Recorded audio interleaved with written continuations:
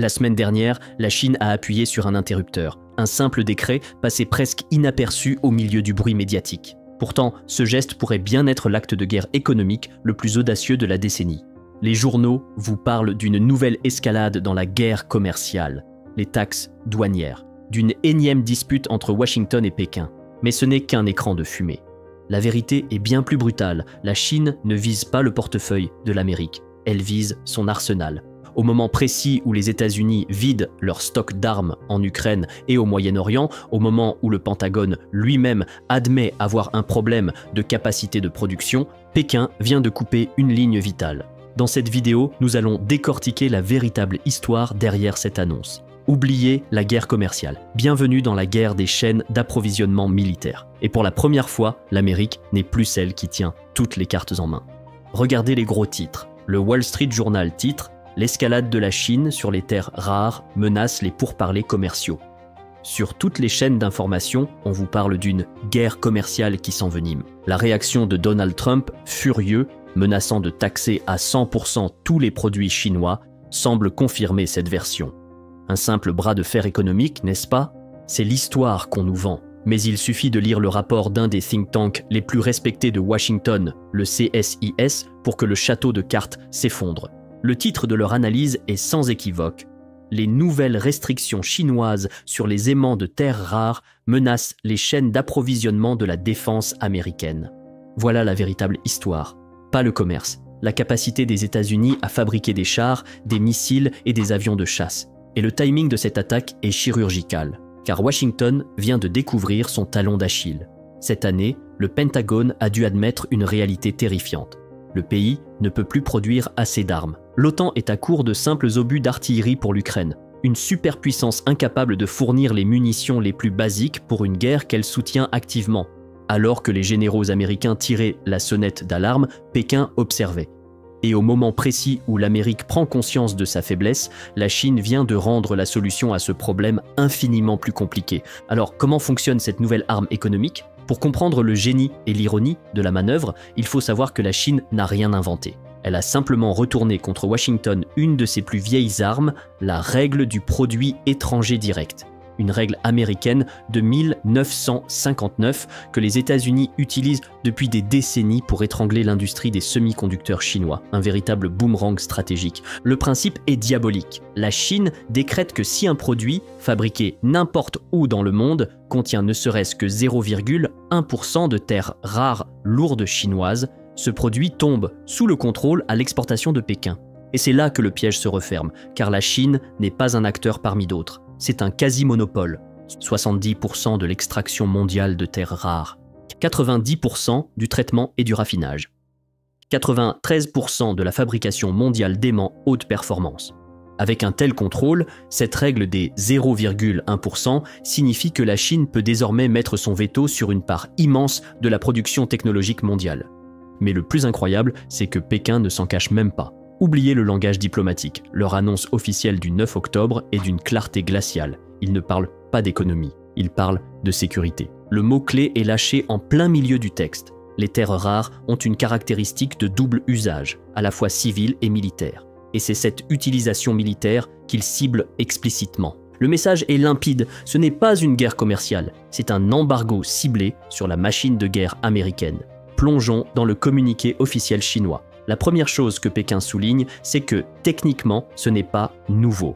Des contrôles sur les terres rares existent depuis 2001. Il ne s'agirait que d'une simple augmentation des contrôles, une simple mise à jour administrative. Mais ensuite vient l'accusation, le cœur du document. Pékin écrit noir sur blanc. Depuis un certain temps, certaines organisations et individus étrangers ont transféré des éléments contrôlés d'origine chinoise à des entités impliquées dans des domaines militaires. La Chine affirme que ces actions ont causé des menaces potentielles à sa sécurité nationale et ont sapé la paix et la stabilité internationale. C'est une accusation d'une gravité extrême. En clair, Pékin dit au monde « Vous utilisez nos ressources pour construire des armes qui nous menacent et qui déstabilisent le monde. Le jeu est terminé. » Et c'est là que Pékin enfile son costume de grande puissance responsable. Le communiqué explique que le but est de sauvegarder la sécurité nationale et de remplir ses obligations de non-prolifération. Un discours calibré pour la scène internationale. Pour adoucir le message, la Chine sort la carotte. Elle précise que ce n'est pas un embargo total. Les exportations pour des raisons humanitaires, médicales ou pour honorer des contrats commerciaux déjà signés seront autorisées. Une période de transition raisonnable est même prévue. Mais ne vous y trompez pas. Toute cette rhétorique, toutes ces exceptions, tout ce langage diplomatique se résume à une règle simple et brutale. Si vous voulez utiliser des terres rares chinoises pour fabriquer un iPhone, une voiture électrique ou un appareil médical, vous devrez demander une licence et prouver que votre produit n'a aucune finalité militaire. Mais si vous voulez les utiliser pour fabriquer des armes, la réponse est non. La Chine va tout simplement interdire à ces entreprises de vous vendre les matériaux. Point final. La Chine utilise donc son monopole pour étrangler la capacité des autres nations à produire des armements. Mais l'attaque est encore plus profonde, car Pékin ne cible pas seulement les matériaux, elle cible aussi le savoir-faire. L'annonce numéro 62 ouvre un tout nouveau front dans cette guerre silencieuse. Car la Chine ne se contente pas de fermer le robinet des matières premières. Elle verrouille aussi le coffre-fort du savoir-faire. Un deuxième décret, passé presque inaperçu, met en place un catalogue des technologies interdites ou restreintes à l'exportation. La Chine interdit désormais le transfert de ces technologies de traitement et de fabrication d'aimants. La justification officielle est la même, sauvegarder les intérêts de la sécurité nationale et remplir les obligations de non-prolifération. Mais lisez entre les lignes. Le message est d'une clarté brutale. Ce n'est pas une attaque contre l'économie américaine ou européenne. C'est une opération chirurgicale visant à entraver leur capacité à produire des armes. Et c'est là qu'on touche au coup de génie stratégique de Pékin. Imaginez la scène. Pendant des années, les États-Unis ont vidé leurs arsenaux dans la guerre par procuration en Ukraine, persuadés que leur capacité de production était infinie. Et au moment précis où ils réalisent qu'ils sont à sec, que les stocks sont vides, les Chinois se présentent et disent calmement « Vous voulez refaire le plein ? Vous pouvez fabriquer vos bombes, bien sûr, mais pas avec nos matériaux et pas avec nos technologies. » Voilà pourquoi Trump est furieux, car l'impact va bien au-delà d'une simple crise de production. C'est tout le calcul stratégique des États-Unis pour les années à venir qui est remis en question. Leur capacité à intervenir, à menacer, à faire la guerre vient d'être bridée. Attention, cela ne veut pas dire que les États-Unis sont sans défense. Loin de là. L'arsenal existant est colossal. La triade nucléaire est intacte. Mais leur capacité à produire à volonté de nouveaux F-35, de nouveaux missiles, de nouvelles bombes, cette capacité-là est désormais sous contrôle chinois. Pour comprendre concrètement ce que cela signifie, il suffit de revenir au rapport du CSIS. La liste des équipements touchés est vertigineuse. Alors, quels sont les joyaux de la couronne du Pentagone qui sont directement menacés ? La liste est un véritable inventaire de la puissance militaire américaine, les avions de chasse F-35, les sous-marins nucléaires de classe Virginia et Columbia, les missiles de croisière Tomahawk, les systèmes radars les plus avancés, les drones Predator et les munitions guidées de précision JDAM. Toutes ces armes, symboles de la domination technologique américaine, seront désormais beaucoup plus difficiles et coûteuses à produire. Face à cette menace, une course contre la montre s'est engagée à Washington. Ils cherchent désespérément de nouvelles sources d'approvisionnement. On parle du Groenland, qui détient environ 2% des réserves mondiales. Cela explique soudain mieux l'insistance des États-Unis à vouloir y établir une influence. Et soudain, l'agitation militaire américaine autour de pays comme le Venezuela prend un tout autre sens, n'est-ce pas ? On nous a toujours dit que c'était pour le pétrole, mais les États-Unis, avec leur pétrole de schiste, sont devenus quasi autosuffisants. Le pétrole n'est plus leur problème stratégique. Le vrai trésor, la ressource qui leur manque cruellement aujourd'hui, ce sont les terres rares. Sans elles, pas de jouets de guerre high-tech. Et c'est ici que l'on touche au cœur de la manipulation. Chaque fois que cette histoire est présentée comme une simple guerre commerciale, c'est le signe que le coup porté par la Chine fait extrêmement mal. C'est une inversion spectaculaire.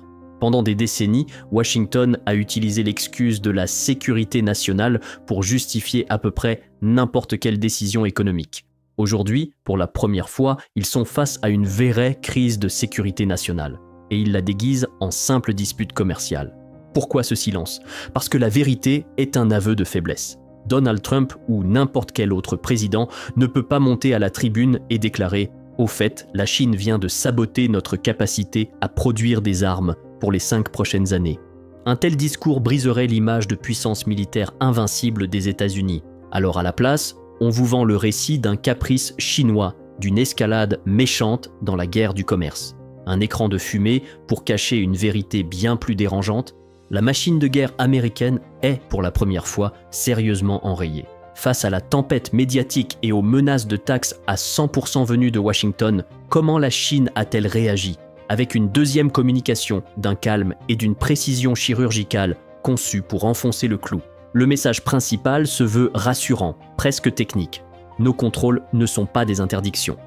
Le porte-parole insiste, toute demande de licence pour un usage civil sera approuvée. Les entreprises qui fabriquent des biens de consommation n'ont pas à s'inquiéter.